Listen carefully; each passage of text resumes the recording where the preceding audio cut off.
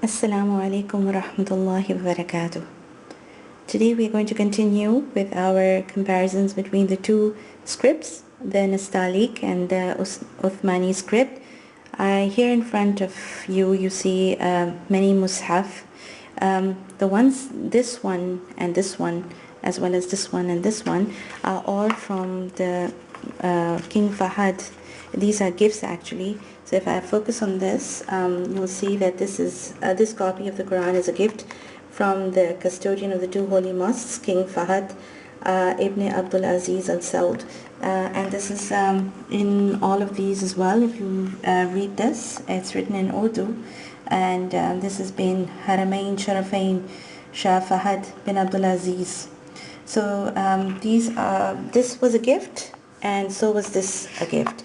And this one, these are in 5 portions. These are really good when you read them for Taraweeh, and they've been divided into 5 juz. Each one has 5 juz, so it's 6 juz. So there are 5 parts to this. So that's 6 5s are 30. And then we have this, which I usually use now for the children as I listen to their recitation. And then this one here is one from Syria. As you can see here at the end of this mushaf, you see that it has been published or printed in Syria. So and then it gives you all the details. But the reason why I put out so many of these scripts for you is so that you can have an idea about the similarities. For instance, this one and this one, if I turn to any page, I'll find exactly the same, like if I turn to whichever page. For instance, if this is a page 481, right, 481. So if I turn to 481 in this one, I'll find exactly the same page. Let's go 481. And that really helps for one reason only, especially, is that it's good for memorization. There we go, 481. And you see this? وَمِن آيَاتِهِ. See that? وَمِن آيَاتِهِ. And here we have the same. وَمِن آيَاتِهِ. So this is really good as far as if you're trying to memorize and you're looking for your spot, because we have like photographic memory, so we memorize the page. So these are really good for that reason. These ones, the reason why I've kept these out is so that I can show you what is different from this mushaf as compared to this mushaf. Now let's turn to the first page of this mushaf, and I'll show you how this is done. We begin with the Surah Al-Fatiha, and then we begin with the first that's the first surah, and then we begin with the Surah Al-Baqarah.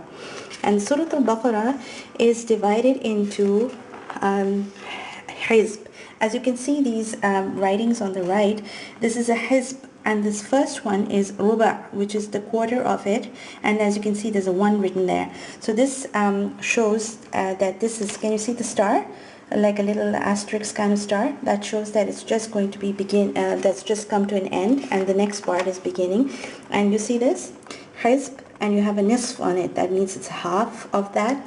And then the next bit you'll see hizb, and then this is thalatha, so that's the third part of that first hizb. And then you have this, the next one you see is hizb, which is the second hizb that's starting. So each juz is divided into 8 parts like that. So you'll see this, and then you'll see ruba', which is the second part of the quarter has come to an end. And then you have here you have hizb nisf, see, and then it goes on till you reach the end of the juz, and here's your thalatha, and as soon as you hit the 4th one, that shows that you're done, because here you see this is sayaqul, which is the second juz starting, and you have hizb as in the 3rd hizb starting, okay, and there's a juz that's showing up here.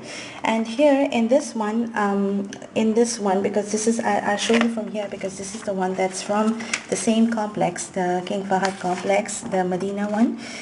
You see here, I know this is a smaller print, But what is different is you see these rukooh signs here. Okay, you have the rukooh signs, and also you see that you will not have any of the hizb, but these rukooh are followed by, I'll just show you. Here, you see this? This is called a rub'. Let me focus on that. It's not focusing here. There we go. You see that? A ruba'. That's a quarter. That means you reached a quarter of the juz. And then when you reach the next nisf, it'll show up here. You see that? A nisf. All right. And then it'll go on to thalatha, which is the next bit. I'll just show you that. Here you go. Here, thalatha. Okay, thalatha.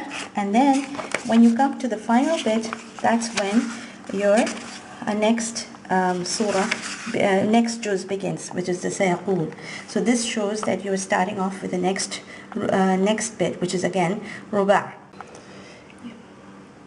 You can also see on the top of the beginning of a new juz, it'll be called sayaqul, which is the name of the beginning of that juz. So all throughout the next juz, you'll see the same name, sayaqul.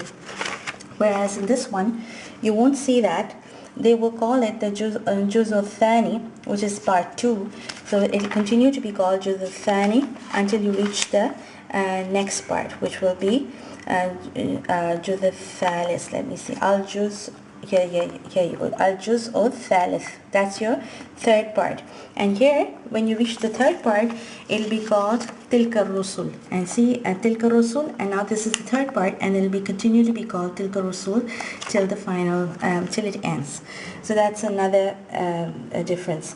Also, there's a difference in the markings. Here in the there's a lot of little, marks used to show. For instance, there's a ta, there's a lam alif. Ta means you should stop.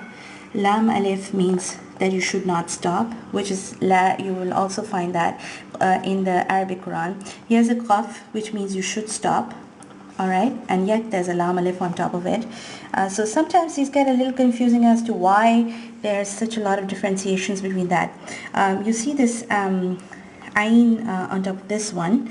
This ayn is representing the rukooh. That means you reach that rukooh, and this is a certain section or a portion that they're marking it out. Also in the beginning of this surah, they will mark out how many rukooh the surah has been divided into. Here's Ali Imran. It tells you how many ayat this has and how many rukooh you have. Just so that you can see this again, here, look at this one. For instance, this is Surah Al-Ahqaf. It says that it has 35 ayat and it has 4 ruku'atuha. Okay? This is Surah Al-Ahqaf. It also gives you where this is from. This is from Makkiyah. This is Surah, it was revealed in Makkah. This one will give it to you at the end. Usually at the end of this this Mushaf, it should give you at the end. See, it gives you a whole list of the surahs and where they were revealed. It's either Madaniyah or Makkiyah.